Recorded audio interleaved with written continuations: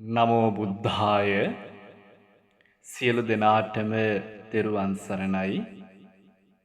අසිරිමත් බුදු කරුණාව එකම දුගී පුද්ගලයෙකු නිසා 30 යොදුනක් දුර පා ගමනින්න වැඩි අපගේ භාග්‍යවතුන් වහන්සේ.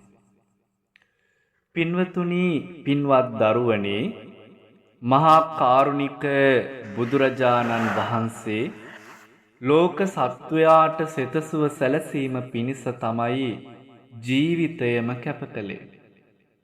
ඇතැන් අවස්ථාවලදී කවුරුන් හෝ අඩු ගණනේ සෝවාන් ඵලයටවත් පත්වීමට පින තියෙනවා නම් ඒ තැනැත්තා වෙනුවෙන් ඕනෑම දුරක් යන්න පෙළඹෙනවා.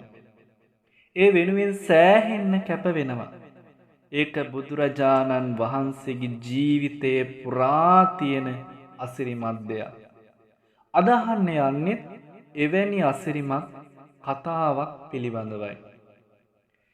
එදා බුදුරජාණන් වහන්සේ වැඩ සිටියේ සවැත් නුවර ජේතවනාරාමයේ. හිමිදිරි උදෑසන මහා කාරුණික බුදුවැසින් ලොව බලා වදාරන බුදුරජාණන් වහන්සේ එදා දුටුවේ ඊටාම දුගී මිනිසෙක්වයි. මේ දුගී මිනිසා සිටියේ මීට 30 යොදුනක් දුරින් අලව් රටේ තමයි මේ දුගී මිනිසා වාසය කළේ. ඔහුට සෝවාන් ඵලයට පත්වීමට වාසනාව තිබුණා. බුදුරජාණන් වහන්සේ භික්ෂු සංඝයා පිරිවරාගෙන ඔහු වෙනුවෙන් මලව් නුවරට වැඩියා. අලව් නුවර වාසීන්ට ඉතාමත් සතුටුයි භාග්‍යවතුන් වහන්සේ ප්‍රධාන භික්ෂු සංඝයාට ඉතා ආදරයෙන් දන් පැන් පිළියෙල කළා. මේ අතරේ බුදුරජාණන් වහන්සේ වැඩි බව ආරංචි වෙච්ච අර දිලිඳු මිනිසා ඉතාමත් සතුටටපත් වුණා. එහෙම සතුටටපත් වෙලා ඔව් මෙහෙම කල්පනාවක් කළා පින්නතුනි.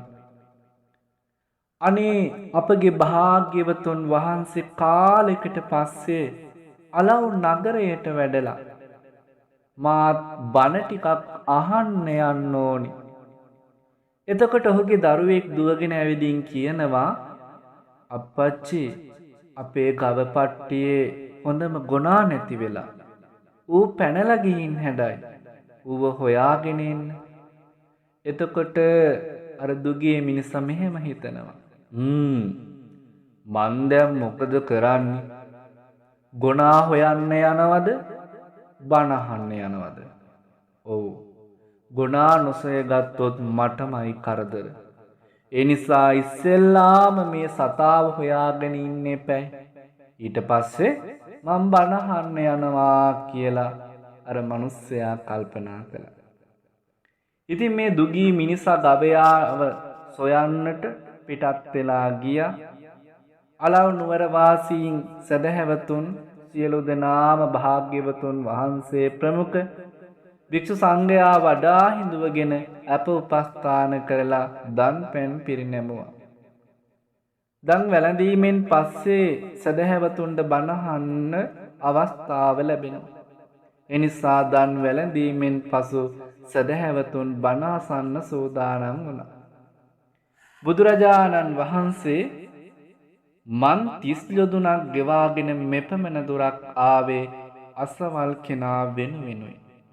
නමුත් ගවයෙකු සෙවීම පිණිස දැන් ඔහු වනාන්තරයට ගිහින් ඔහු නැවත එනකම්ම මට ඉන්න වෙනවායි සිතාගෙන නිශ්ශබ්දතාවයෙන් යුතුව වැඩ හිටියා. ඔය අතරේ අර මිනිසා වෙහෙස මහන්සි වෙලා ගවයාව හොයාගත්තා. ඉක්මනින්ම ගවගාලට පිටත් කෙරෙව්වා. හප්පේ යාන්තම් නැති. දැන් මට වෙන වැඩක් නෑ. දැන් තියෙන්නේ ශාස්ත්‍රෝන් වහන්සේට අඩු ගණනේ වන්දනා කරන්නවත් අවස්ථාවක් ගන්න එක තමයි. කෑමක් බීමක් ගැනවත් කල්පනා කළේ නෑ. වෙහෙස මහන්සි පිටින්ම පිපාසයේ කුසගින්න පිටින්ම නිවසටවත් යන්නේ නැතුව කෙලින්ම ආවේ භාග්‍යවතුන් වහන්සේ හොයාගෙන.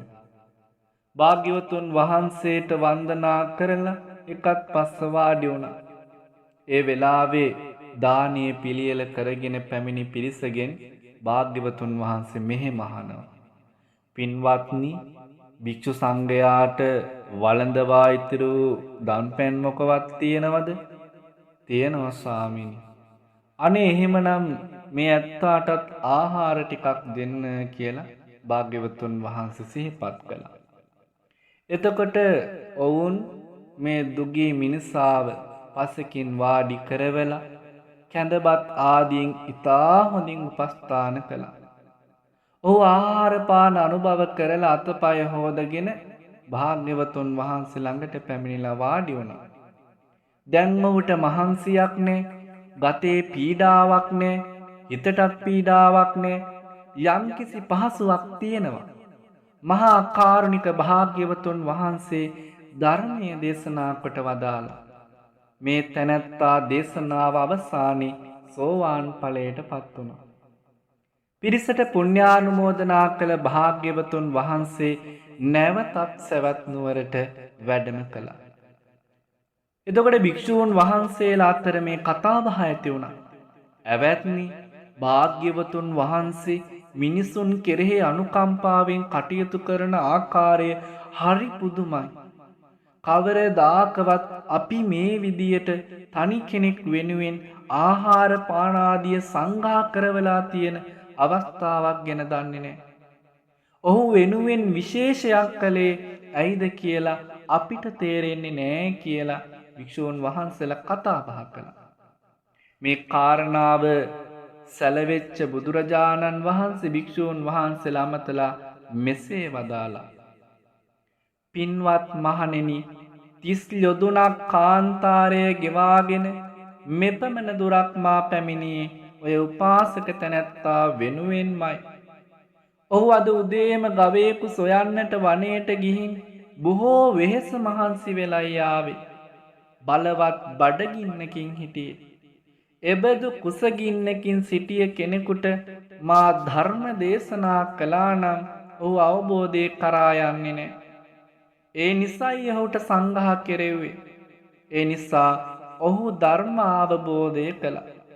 බඩගින්න හා සමාන වෙන රෝගයක් නැහැ නොවේ කියලා භාග්‍යවතුන් වහන්සේ දේශනා කළා. මෙසේ වදාළ භාග්‍යවතුන් වහන්සේ ඊතා මිහිරි සරෙන් මේ ගාථා රත්නය දේශනා කළා. ජිගච්ඡා පරමා රෝගා සංකාරා පරමා දුක්ඛා ඒතං ඤත්වා යතා භූතං නිබ්බානං පරමං සුඛං. බඩගින්න යනු ලොව ඇති මහා බලවත් රෝගයක්මයි. සංස්කාරයන් පැවැතුම මහා බලවත් දුකක්මයි. මෙයයි දැනගත යුතු සොඳින් ඒ අමා මහා නිවන නම් මහා උත්තම සැපයක්මයි. පින්වත්නි, පින්වත් දරුවනි, බුදුරජාණන් වහන්සේ පින් ඇති කෙනාව හොයාගන්න ආකාරය හරිම අසිරිමත්. ඔහුගේ සියලු බාධා මගහරවලා ධර්මාවබෝධයේ පිණිස ඔහුගේ ජීවිතය සකස් කරන අයුරු හිතාගත නොහැකි තරම්ම විස්මිතයි. බුදුරජාණන් වහන්සේ සමග වැඩම කළ භික්ෂූන් වහන්සේලා කිසිවෙකු දැන සිටියේ නැහැ එදා කවුරුද මගඵල ලැබුවේ කියලා. ඒ ස්වාමීන් වහන්සේලාට පෙනුනේ අසරණ මිනිසෙකු පසෙකට කැඳවලා ආහාර පානීය සංග්‍රහ කළ බව පමණයි. ඔහුට මගඵල ලැබීමේ වාසනාව ඇති බවත්, සැබවින් මේ දාහු මගඵල ලැබූ බවත් බුදුරජාණන් වහන්සේ වදාරන තෙක් කවුරුවත් දැනගෙන හිටියේ නැහැ. මේ හැම දෙයකින්ම ඉස්මතු වෙන්නේ අපේ සම්බුදුරජාණන් වහන්සේගේ උතුම් සම්බුදු අසිරියමයි.